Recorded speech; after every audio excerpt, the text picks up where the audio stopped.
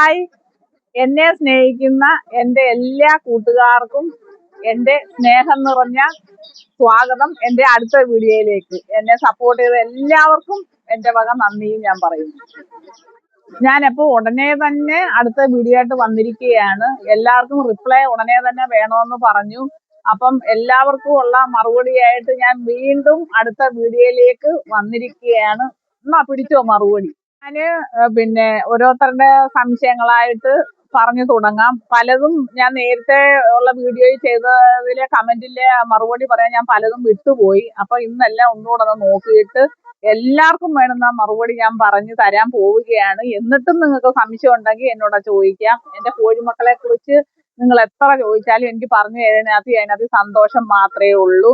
ആദ്യം തന്നെ ഞാനൊരു സോറി പറയുകയാണ്. കാരണം ഒരു കുട്ടി എന്നോട് ഇതുപോലെ മധുരക്കിഴങ്ങിൻ്റെ ഇല കൊടുക്കാൻ പറ്റുമോ ചേച്ചി എന്ന് ചോദിച്ചായിരുന്നു. അപ്പൊ അതിന്റെ റിപ്ലൈ തരാൻ ഞാൻ വിട്ടുപോയി. തീർച്ചയായിട്ടും മധുരക്കിഴങ്ങിൻ്റെ ഇല, പയറുവർഗ്ഗങ്ങളുടെ ഇല എല്ലാം നമുക്ക് കൊടുക്കാം. നല്ല പോലെ അരിഞ്ഞിട്ട് കൊടുക്കണം. ഇതേപോലുള്ള കൂട്ടിലാണ് വളർത്തുന്നതെങ്കിൽ തീർച്ചയായിട്ടും അവർക്ക് അരിഞ്ഞിട്ട് കൊടുക്കണം. അല്ലാതെ ഷെഡ് പോലുള്ള കൂടാന്നുണ്ടെങ്കിൽ അവർക്ക് കെട്ടിത്തീക്ക് ഇട്ട് കൊടുത്താൽ മതി, അവർ പറിച്ച് കഴിച്ചോളും. അതുകൊണ്ട് ധൈര്യത്തെ കൊടുത്തോളൂ, കുഴപ്പമില്ല.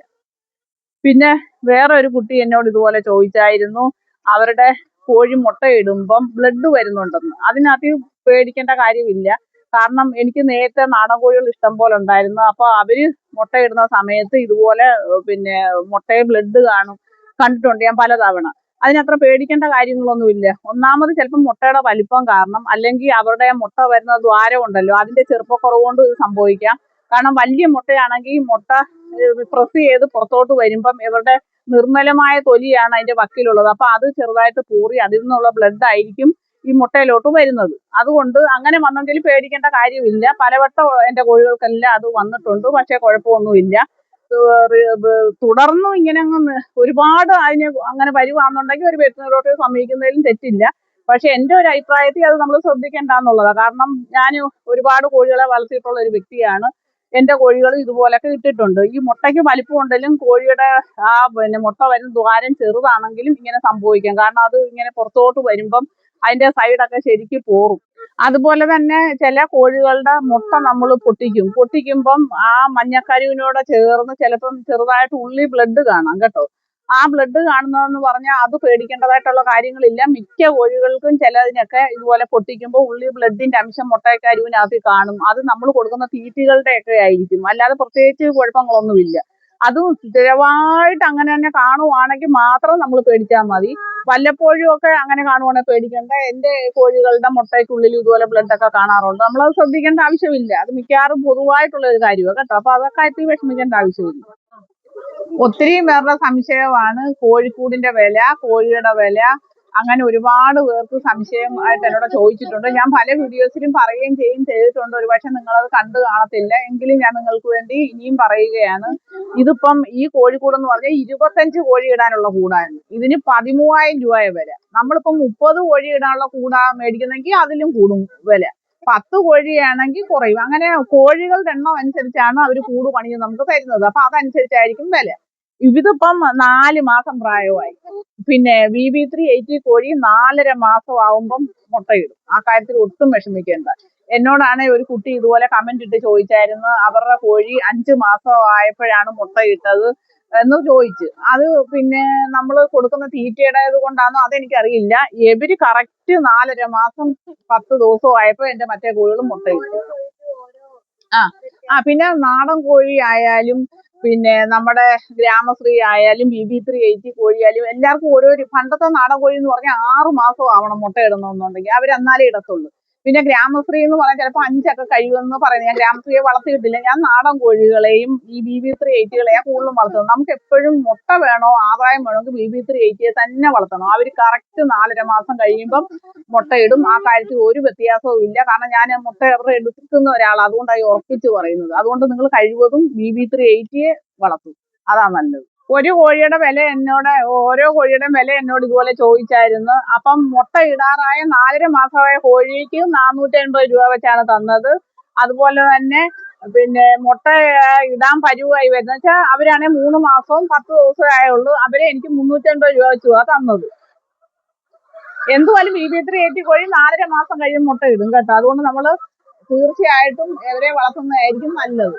എന്നോട് കുറെ പേര് ഇതുപോലെ കമന്റ് ഇട്ട് ചോദിച്ചു ഇവർക്ക് ഇലകൾ എന്തൊക്കെ കൊടുക്കാം, അത് കൊടുത്തോണ്ട് ഗുണമുണ്ടോ, തീറ്റി എത്ര കൊടുക്കാം, പിന്നെ അതുപോലെ ഇവർ എന്നും മുട്ടയിടുവോ, ഒരു കോഴിക്ക് എത്ര വില, എല്ലാരും മുട്ടയിടുന്നു എന്നൊക്കെ ചോദിച്ചു. അപ്പൊ അതിനുള്ള മറുപടി ഞാൻ പറയാം. ഇവർ 25 പേരുണ്ട്, 25 പേരും എന്നും മുട്ടയിടും.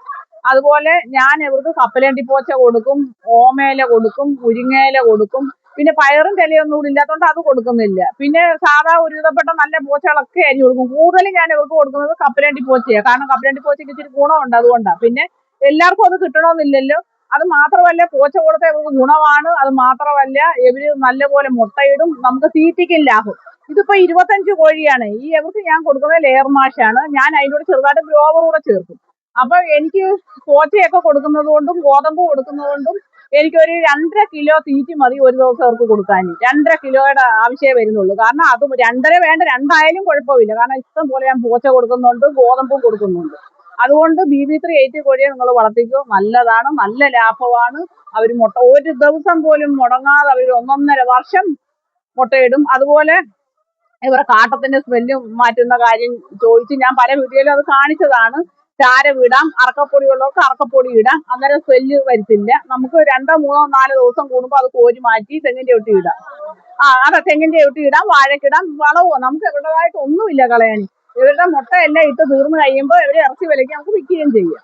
അതുകൊണ്ട് ഒരു കുഴപ്പമില്ല. നാടൻ കോഴിയെ വളർത്തുന്നതിനേക്കാൾ ലാഭം ഇവരെ വളർത്തുന്നതാണ്. ഇവരുടെ മുട്ടയ്ക്കും വലിപ്പമുണ്ട്. ആദ്യം ഇടുന്ന 1-2 ആഴ്ച ഇച്ചിരി ചെറുപ്പം വരുമെന്നേ ഉള്ളൂ. പിന്നെ നല്ല വലിയ ചുമല മുട്ടയായിരിക്കും കേട്ടോ. അതുപോലെ ഞാൻ ഒരുപാട് വീഡിയോ 8-9 എണ്ണത്തോളം ചെയ്തിട്ടുണ്ട്. ആ വീഡിയോ എല്ലാം നിങ്ങൾ കയറി കാണണം. കണ്ടു കഴിഞ്ഞാൽ ഇവർക്ക് കൊടുക്കുന്ന മരുന്നുകൾ, സകല കാര്യങ്ങളും ഞാനകത്ത് ഡീറ്റെയിൽ ആയിട്ട് പറഞ്ഞിട്ടുണ്ട്. അത് കയറി കണ്ട എല്ലാ കാര്യങ്ങളും മനസ്സിലാവും. എന്നിട്ടും നിങ്ങൾക്ക് സംശയമുണ്ട് തീർച്ചയായിട്ടും ചോദിക്കാൻ, ഞാൻ എൻ്റെ മറുപടി പറയും. പിന്നെ അതുപോലെ വെള്ളത്തിന്റെ ലിറ്റർ കണക്ക് ചോദിച്ചായിരുന്നു. ബക്കറ്റിൽ ഒരു എത്ര ലിറ്റർ വെള്ളം കൊടുക്കുന്ന ബക്കറ്റാണ്. കാരണം അത്രയും വലിപ്പമുള്ള ബക്കറ്റാ. നമ്മൾ ഈ കൂട് മേടിക്കുമ്പോൾ അതിന്റെ കൂടെ തന്നെ കിട്ടുന്നതാണ് ആ ബക്കറ്റ്. ആ ബക്കറ്റിലാണ് ഒരു പാത്രം വെള്ളം നമ്മൾ എടുത്തിട്ട് അതിനകത്ത് മരുന്നൊക്കെ ചാലിക്കുന്നത്. ഇതിന് പ്രത്യേകിച്ച് ലിറ്റർ കണക്കൊന്നും പറയുന്നില്ല. കാരണം ഇതുപോലൊരു ബക്കറ്റ് മേടിക്കുക. ഇത് കൂടിന്റെ കൂടെ തന്നെ കിട്ടുന്ന ബക്കറ്റ്. അപ്പൊ ഇതുപോലൊരു ബക്കറ്റ് നിങ്ങൾ മേടിക്കുക, അതിനകത്ത് നിറയെ വെള്ളം എടുക്കുക, മരുന്ന് കൊടുക്കുന്ന വിധം ഏതൊക്കെ മരുന്നാണെന്നും എല്ലാം ഞാൻ പറഞ്ഞിട്ടുണ്ട്. എന്റെ താഴോട്ടുള്ള വീഡിയോകളൊക്കെ കയറി കാണണം കേട്ടോ. അപ്പൊ എല്ലാ കാര്യങ്ങളും വിശദമായിട്ട് അറിയാൻ പറ്റും. അതുപോലെ തന്നെ ഇനിയും നിങ്ങൾക്ക് സംശയങ്ങളുണ്ടെങ്കിൽ ചോദിക്കാൻ, ഞാൻ അതിന് മറുപടി തരുന്നതായിരിക്കും. ഒരു കമന്റ് വന്നിരിക്കുന്ന മുട്ടത്തോട് പൊട്ടിച്ചു കൊടുത്തത് കാരണം കോഴി മുട്ട പൊട്ടിച്ചു കുടിക്കുന്നത്. അതിന് 2 മാർഗങ്ങളുണ്ട് നമുക്ക് അതിൽ നിന്ന് രക്ഷപ്പെടാൻ. ഒന്നാമതായിട്ട് നമ്മുടെ വാഴയുണ്ടല്ലോ, വാഴയുടെ ഇലയെല്ലാം കളഞ്ഞിട്ട് അതിന്റെ ഇതുണ്ടല്ലോ, ആ മൂട്, അത് നമ്മൾ വെട്ടി അവർക്ക് 5-6 കഷ്ണിച്ച് ആ കൂട്ടി ഇട്ട് കൊടുക്കുക. കൂട്ടി ഇട്ട് കൊടുക്കുമ്പോൾ അവരെ അത് കൊത്തി എപ്പോഴും ഇരിക്കും. അങ്ങനെ ആകുമ്പോൾ ഇവർക്ക് മുട്ട കുത്താനുള്ള പ്രവണത കുറയും. പിന്നെ ഒന്നെന്ന് പറയുന്നത് കാൽസ്യത്തിന്റെ ഗുളിക. കാൽസ്യത്തിന്റെ കുറവ് കൊണ്ടാണ് മുട്ട പൊട്ടിച്ച് കുടിക്കുന്നത്. ഞാൻ കൊടുക്കുന്ന കൂട്ടുള്ള മരുന്ന് സ്ഥിരമായിട്ട് ഒന്നി കൊടുക്കാൻ ശ്രമിക്കുക. അല്ലെന്നുണ്ടെങ്കിൽ കാൽസ്യത്തിന്റെ ഗുളിക മേടിച്ച് കഴിക്കുക. പിന്നെ ഒന്നെന്ന് പറഞ്ഞാൽ ഇതേപോലുള്ള കൂട് മുട്ട പൊട്ടിച്ച് കുടിക്കുന്ന ശീലം എന്റെ കോഴികൾക്ക് നേരത്തെ ഉണ്ടായിരുന്നു. അന്നേരം കാൽസ്യത്തിന്റെ കുറവാണ് അന്ന് ഡോക്ടർ പറഞ്ഞത്. കാൽസ്യത്തിന്റെ ഗുളിയൊക്കെ ഞാൻ മേടിച്ച് കൊടുത്ത്, എങ്കിലും അവർ മുട്ട പൊട്ടിച്ച് കുടിക്കുമായിരുന്നു. അവസാനം ഞാൻ പിന്നെ വാഴയുടെ തണ്ടുകൾ കഷ്ണിച്ച് എടുത്തിട്ട് കൊടുക്കുമായിരുന്നു. അപ്പൊ അതേ കൊത്തി ഇരിക്കുന്നതുകൊണ്ട് അവർ മുട്ട കുടിക്കാൻ വലുതായിട്ട് പോകത്തില്ല. എന്നാലും ചെറുങ്ങനെയൊക്കെ അവർ പൊട്ടിച്ച് കുടിക്കും. പിന്നെന്ന് പറഞ്ഞാൽ കാൽസ്യം ഗുളിക കൊടുക്കുന്നതിനേക്കാളും ഉപരി പണ്ട് എൻ്റെ അമ്മ ചെയ്തിട്ടുള്ളത്. പണ്ടേ മുതലേ എൻ്റെ അമ്മ കോഴി വളർത്തുമായിരുന്നു. അത് കണ്ട് ശീലിച്ചാൽ ഞാനും വളർത്താൻ തുടങ്ങുന്നത്. നമ്മൾ കക്കാത്തോട് നല്ലപോലെ പൊടിച്ച് പേസ്റ്റ് പോലെ ആക്കിയിട്ട് അതിനകത്ത് വെളിച്ചെണ്ണ ചാലിച്ച്, കുറച്ച് കോഴികളെ ഉള്ളെങ്കിൽ നമുക്ക് ഓരോന്നിനെ പിടിച്ച് അവരുടെ വായിലോട്ട് ഉരുട്ടി ഇട്ട് കൊടുക്കാം. മൊത്തത്തിലുള്ള കോഴി തോനെയുണ്ടെങ്കിൽ നമ്മൾ മൊത്തത്തിൽ ഒരു പാത്രത്തിൽ വെച്ച് കൊടുത്താൽ മതി. പിന്നെ ഇതിലെല്ലാം ഉപരി നമുക്ക് നല്ലൊരു മാർഗം എന്ന് പറഞ്ഞാൽ, ഞാൻ മേടിച്ചതിൻ്റെ കൂട്ടുള്ള ഈ കൂട് മേടിക്കും. ഈ കൂട് മേടിച്ചു കഴിഞ്ഞാൽ ഒരു കോഴിയും മുട്ട കുടിക്കത്തില്ല. അവർ മുട്ട ഇടുന്നുണ്ടെങ്കിൽ ഉരുണ്ട് ഫ്രണ്ടിൽ വന്ന് വീഴും. നമുക്ക് എപ്പോഴെങ്കിലും എടുത്താൽ മതി. അങ്ങനെ ഇവരെ ഇങ്ങനെ അടച്ചിട്ട് വളർത്താൻ ഒട്ടും താല്പര്യമുള്ള ഒരു വ്യക്തി അല്ലായിരുന്നു ഞാൻ. കാരണം ഈ മുട്ട കുടിക്കുന്നത് കണ്ട് മനന്നൊന്താണ് ഞാനിപ്പോൾ ഇങ്ങനെയുള്ള കൂട് മേടിച്ചത്. ഇപ്പൊ എനിക്ക് നല്ല ലാഭമാണ്, മുട്ടയും കിട്ടുന്നതുകൊണ്ട് ഒരു കുഴപ്പമില്ല. അതുകൊണ്ട് അങ്ങനെ ശ്രമിക്കാൻ നോക്കുക. BB3 80 കോഴിയുടെ കൂട്ടും മുട്ട അധികം ഇടത്തില്ല. അവര് 2 ആഴ്ച മുട്ട ഇട്ട് കഴിഞ്ഞാൽ പിന്നെ 1 മാസത്തേക്ക് അവർ മുട്ട ഇടത്തില്ല. അവർ ഒരു തപസം ഇരിക്കും. പണ്ട് കാലത്ത് എന്റെ കോഴി ഇതുപോലെ അടയിരിക്കുമായിരുന്നു. അപ്പൊ അടയിരിക്കുമ്പോൾ ഞാൻ എന്തോ കൊടുക്കുമെന്നറിയാം, അവരെ തല പൊക്കി വെച്ചോണ്ട് വെള്ളത്തിൽ മുക്കിയതിന് ശേഷം അവരെ കെട്ടിയിട്ടായിരുന്നു അട മാറ്റുന്നത്. ഇപ്പോഴത്തെ കോഴികൾക്കൊന്നും അങ്ങനെ അട വരുത്തില്ല, പക്ഷെ അവർ മുട്ട ഇടാതിരിക്കും. അപ്പോഴും ഞാൻ ഒന്നുകൂടെ പറയുന്നത് BB380 കോഴിക്ക് ഈ കാര്യങ്ങൾ അടയിൽ ഇപ്പോൾ ഒന്നുമില്ല. അതുകൊണ്ട് കഴിവതും എല്ലാവരും BB380 വളർത്തുക. പിന്നെ ഞാൻ BB380 കോഴികളുടെ മുട്ട ഞാൻ 10 രൂപ വെച്ചാണ് കൊടുക്കുന്നത്. കടകളിൽ പക്ഷെ അവർ 9 രൂപ വെച്ച് തരത്തുള്ളൂ. വീട്ടുകാർക്ക് ഞാൻ 10 രൂപ വെച്ചാണ് കൊടുക്കുന്നത്. കാരണം തീറ്റയ്ക്കൊക്കെ വിലയായില്ലേ. ആ മുട്ടയെ ആയാലും എല്ലാവർക്കും നല്ല അഭിപ്രായം. പിന്നെ അതിലുപരി ചില കോഴികൾ നല്ല മുട്ടയിടും. മിക്കവാറും മുട്ടയ്ക്കൊക്കെ 2 കരു വെച്ചുണ്ട് കേട്ടോ. ഈ BB380 കോഴിയിൽ വരുന്ന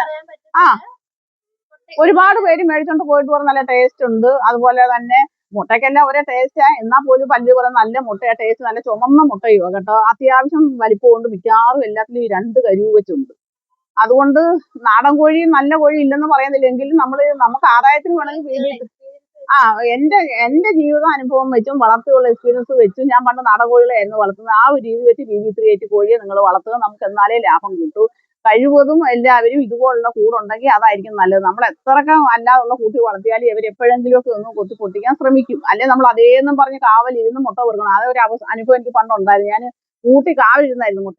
മരുന്ന് ഇവിടെ നിന്ന് കിട്ടുമെന്ന് ചോദിച്ചായിരുന്നു. അതെല്ലാം മെഡിക്കൽ സ്റ്റോറിലും കിട്ടും. അല്ലെ വെറ്റിനറി മെഡിക്കൽ സ്റ്റോർ ആണെങ്കിൽ അവിടെ നിന്നായാലും കിട്ടും. നമ്മുടെ മരുന്ന് മേടിക്കുന്നിടത്തുനിന്നും കിട്ടും. ഞാൻ നമ്മുടെ മരുന്ന് മേടിക്കുന്നിടത്തുനിന്നാണ് മേടിക്കുന്നത്. ചിലപ്പോൾ ഇച്ചിരി കിട്ടാൻ താമസം വരും. ഞങ്ങൾക്ക് ബുക്ക് ചെയ്ത് ഓർഡർ ചെയ്തൊക്കെയാണ് മേടിച്ചു തരുന്നത്. കാരണം കൂടുതലും ആളുകൾ ഈ മരുന്നൊന്നും അങ്ങനെ മേടിക്കുന്നില്ലല്ലോ. വില ഇച്ചിരി ഉണ്ട്. അത് കാരണം മേടിക്കാറില്ല. അതുകൊണ്ട് നമ്മൾ പറയുന്നതനുസരിച്ച് അവരെടുത്ത് തരുന്നത്. പിന്നെ ചില മെഡിക്കൽ സ്റ്റോറിലൊക്കെ ഉണ്ട് കേട്ടോ. മിക്കവാറും ഇപ്പോൾ ഒരുപ്പെട്ടവരെല്ലാം ഈ മരുന്ന് കൊടുക്കുന്നുണ്ട്. കാരണം അതാ അവരുടെ നിലനിൽപ്പ് കൂടുതൽ.